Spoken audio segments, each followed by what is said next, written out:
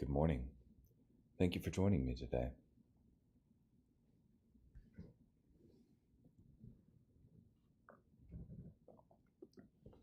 This morning we'll be in Leviticus chapter 19, verse 1 through chapter 20, verse 21.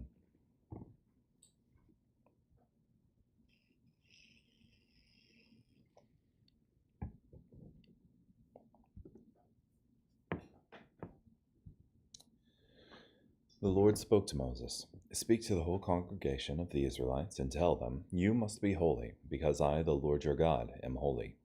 Each of you must respect his mother and his father, and you must keep my Sabbaths. I am the Lord your God. Do not turn to idols, and you must not make for yourselves gods of cast metal. I am the Lord your God. When you sacrifice a peace offering sacrifice to the Lord, you must sacrifice it so that it is accepted for you. It must be eaten on the day of your sacrifice and on the following day, but what is left over until the third day must be burned up.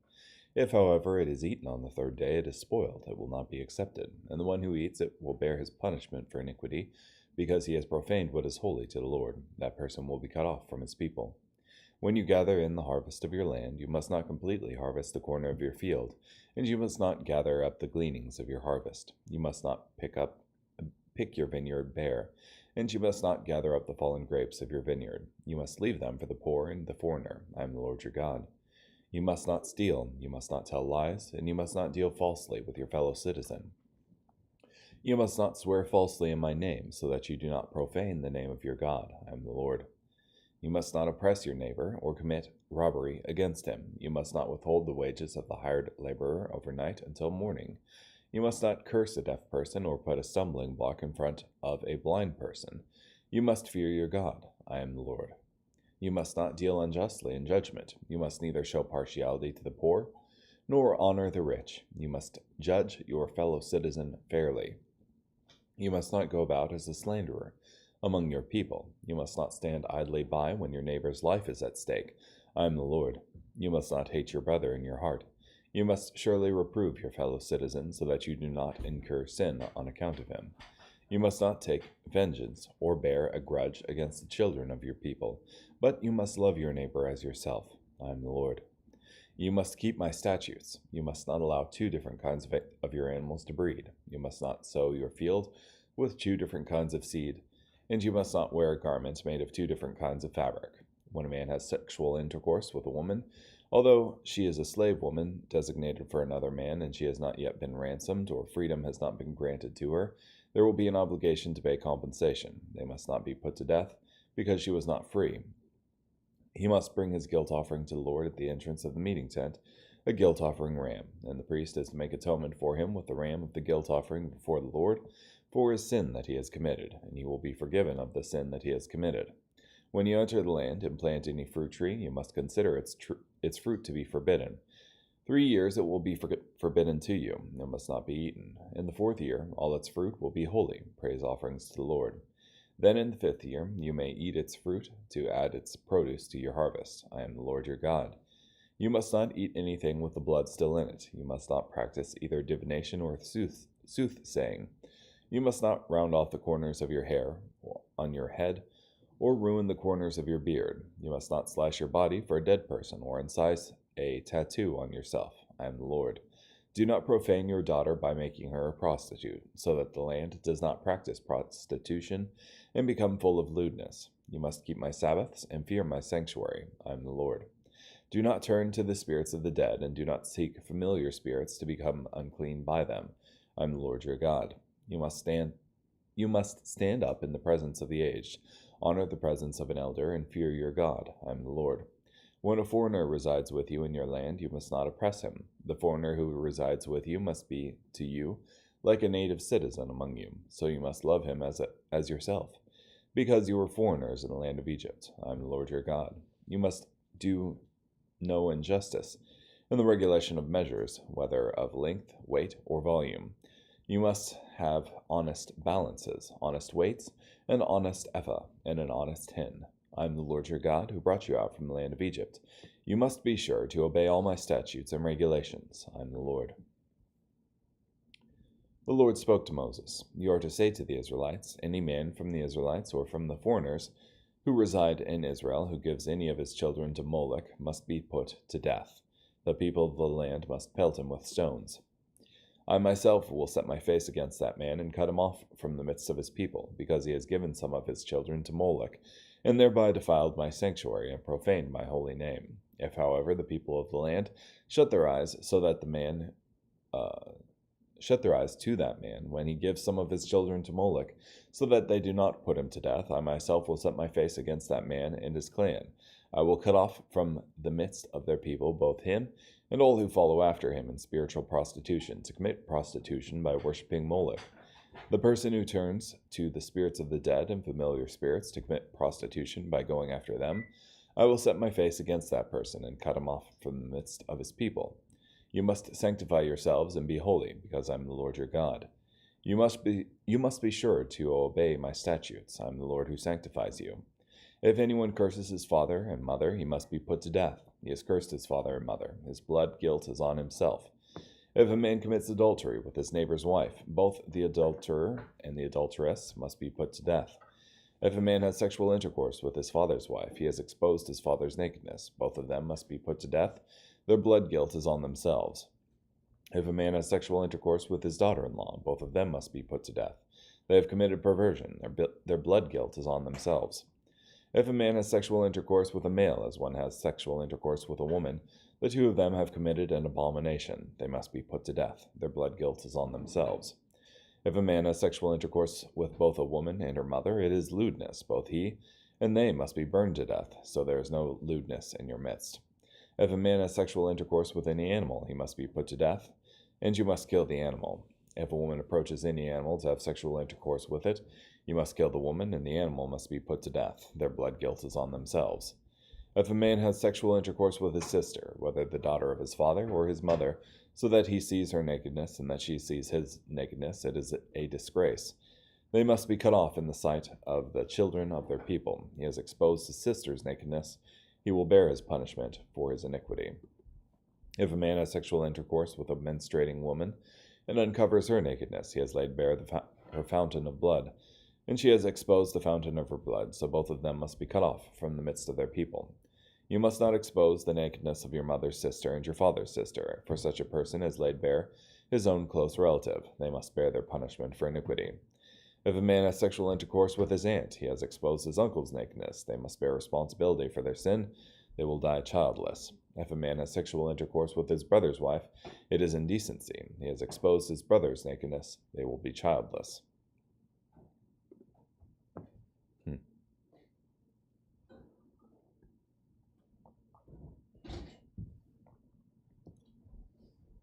Certainly an extreme set of punishments in view of today's morality.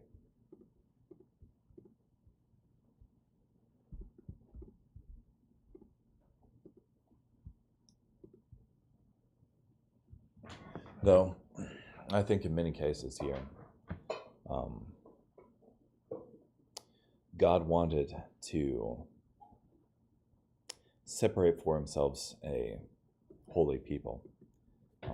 Like it said in Leviticus 19, verse 2, you must be holy because I, the Lord your God, am holy. And previously, we had read that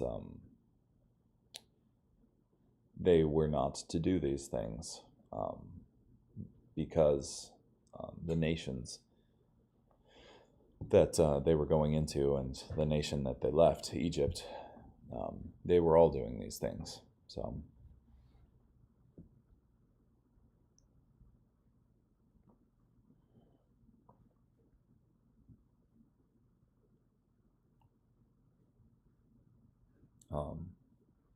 yeah, also you have first and foremost in 20 the command not to offer any of your children to Moloch,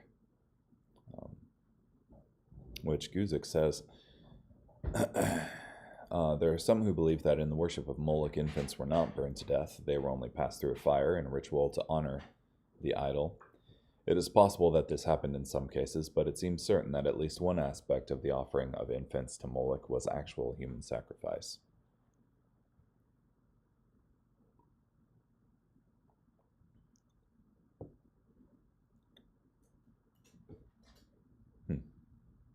In the case of child sacrifice to Moloch, God commanded that the execution be carried out by stoning, performed by the community, that is, the people of the land. This was to show that this was, in a powerful way, a sin against the community and would be punished by the community.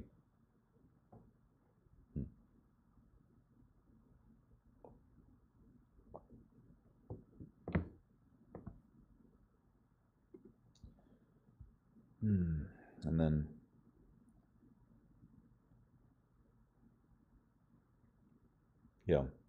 in chapter 19 you also have it's very easy to almost just miss it, but in the middle of the sundry laws here, where God's telling them not to steal or to pick their vineyard bare or to swear falsely in his name, you have in verse 18, you must not take vengeance or bear a grudge against the children of your people, but you must love your neighbor as yourself. I am the Lord. Which, it's easy to almost miss that in the middle of everything there. But I think that's,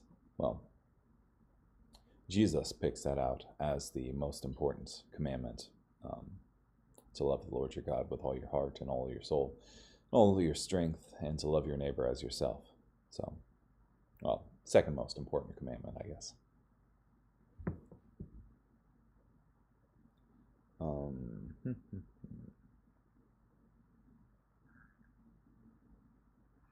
It's interesting here. You have, you shall not curse the deaf, or put a stumbling block before the blind. God commanded Israel to not mistreat those with physical disabilities. Cursing the deaf is cruel because they can't hear your curse, though others can. And to put a stumbling block before the blind is just mean.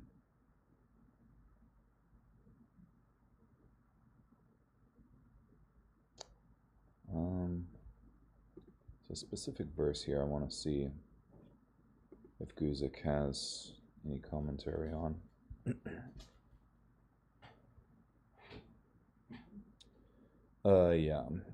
Leviticus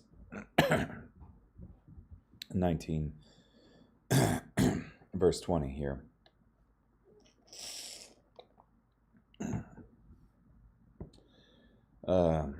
In the King James, whoever lies carnally with a woman who is betrothed to a man as a concubine. This deals with a woman who was a concubine in the sense she was a slave girl who was eligible to be married. This is the situation described. A slave girl is engaged to marry a free man, and then a different man has sex with her. Normally the penalty was death, but because the woman was a slave and was presumed to be not free to resist or guarded by a father, the penalty was not death. Yet because of the rape, she was not marriable to her fiancé, so he must be reimbursed. The punishment method, then moral guilt would be settled by sacrifice, and presumably the man who had sex with her would be obliged to marry her.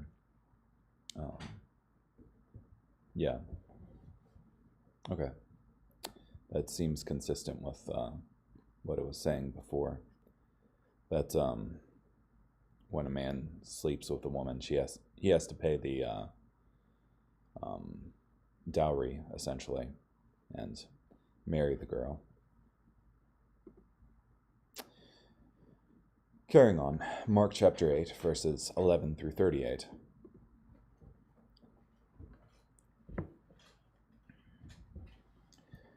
Then the Pharisees came and began to argue with Jesus, asking for a sign from heaven to test him. Sighing deeply in his spirit, he said, "Why does this generation look for a sign? I tell you the truth, no sign will be given to this generation." Then he left them, got back in the boat, and went to the other side. Now they had forgotten to take bread, except for one loaf they had with them in the boat. And Jesus ordered them, "Watch out, beware of the yeast of the Pharisees and the yeast of Herod." So they began to discuss with one another about having no bread. When he learned of this, Jesus said to them, "Why are you arguing about having no bread? Do you still not see or understand? Have your hearts been hardened? Though you have eyes, do you not see? And though you have ears, can't you hear? Don't you remember? When I broke the 5 loaves for the 5,000, how many basketfuls of pieces did you pick up? They replied, 12. When I broke the 7 loaves for the 4,000, how many baskets full of pieces did you pick up? They replied, 7. Then he said to them, "Do you still not understand?" Then they came to Bethsaida. They brought a blind man to Jesus and asked him to touch him. He took the blind man by the hand and brought him outside of the village. Then he spit on his eyes, placed his hands on his eyes, and asked, "Do you see anything?" Regaining his sight, he said, "I see people, but they look like trees walking." Then Jesus placed his hands on the man's eyes again, and he opened his eyes. His sight was restored, and he saw everything clearly. Jesus sent him home, saying, "Do not even go into the village." Then Jesus and his disciples, went to the villages of Caesarea Philippi. On the way, he asked his disciples, "Who do people say that I am?" They said, "John the Baptist." Others said, "Elijah," and still others, "one of the prophets." He asked them, "But who do you say that I am?" Peter answered him, "You are the Christ." Then he warned them not to tell anyone about him. Then Jesus began to teach them that the Son of Man must suffer many things, and be rejected by the elders, chief priests, and the experts in the law, and be killed, and after 3 days rise again. He spoke openly about this, so Peter took him aside and began to rebuke him. But after turning and looking at his disciples, he rebuked Peter and said, "Get behind me, Satan. You are not setting your mind on God's interests, but on man's." Then Jesus called the crowd along with his disciples and said to them, "If anyone wants to become my follower, he must deny himself, take up his cross, and follow me. For whoever wants to save his life will lose it, but whoever loses his life for my sake and for the gospel will save it. For what benefit is it for a person to gain the whole world, yet forfeit his life? What can a person give in exchange for his life? For if anyone is ashamed of me and my words in this adulterous and sinful generation, the Son of Man will also be ashamed of him when he comes in the glory of his Father with his angels."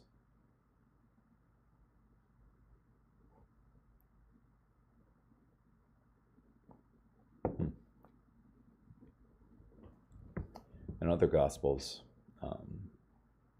when Jesus has this discussion with his disciples about beware the yeast of the Pharisees and the yeast of Herod, it has some commentary there saying, oh, he didn't mean the yeast of bread, he meant the teachings of the Pharisees and Herod.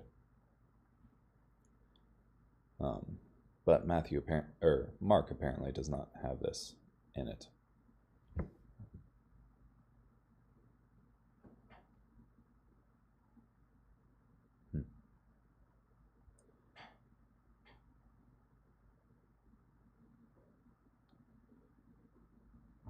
Yeah.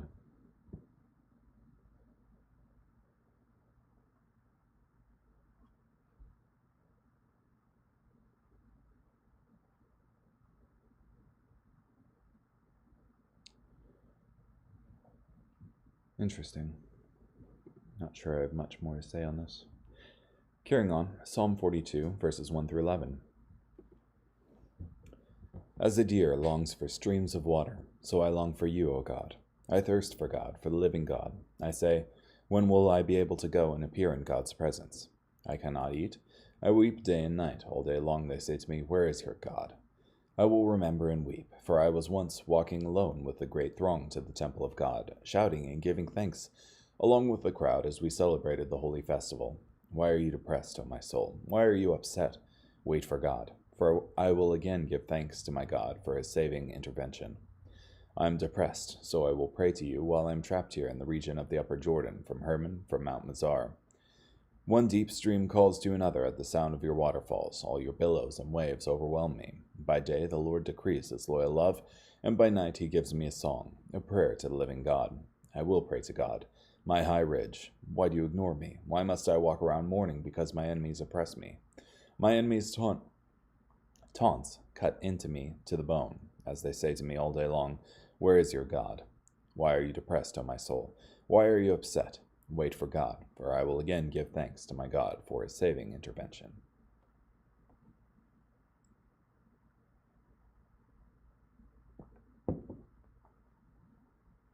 That's a cool refrain in the middle and end there.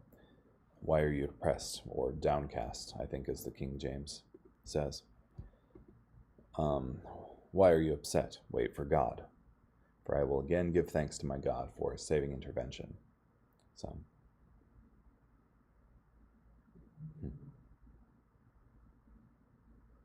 I'd remembered the first part before, but not necessarily the second part, to wait for God. Finally, Proverbs chapter 10, verse 17. The one who heeds instruction is on the way to life, but the one who rejects rebuke goes astray. Yeah. It's important to be able to have ears that are open to instruction. But if you can't hear that, then you're on the path to hurt, for sure. Okay, well, thank you so much for joining me today. Hope you have a great day. Bye.